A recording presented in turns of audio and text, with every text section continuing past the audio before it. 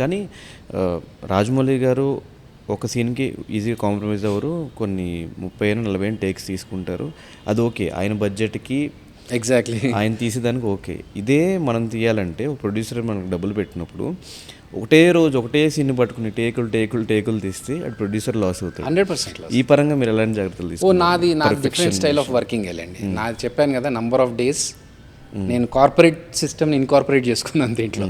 ఏంటంటే డే 1 ఈ షార్ట్స్ అయిపోవాలి, డే 2, డే 3 ఇలా అన్ని నెంబర్ ఆఫ్ డేస్ ఎన్ని వర్కింగ్ డేస్ ఉంటాయో ఈ అన్ని వర్కింగ్ డేస్లో ఈ సీన్ ఈ షాట్ అయిపోవాలనేది రాసుకొని పెట్టుకుంటాను.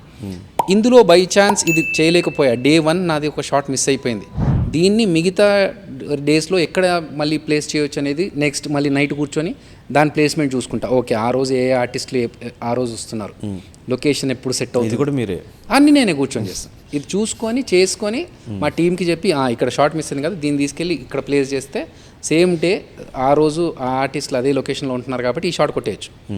అలా ప్లాన్ చేసుకుంటూ ఓకే ఆయనలాగా అంత పర్ఫెక్షన్గా అంత టైం తీసుకొని చేయడానికి మనకు బడ్జెట్ సహకరించట్లేదు కాబట్టి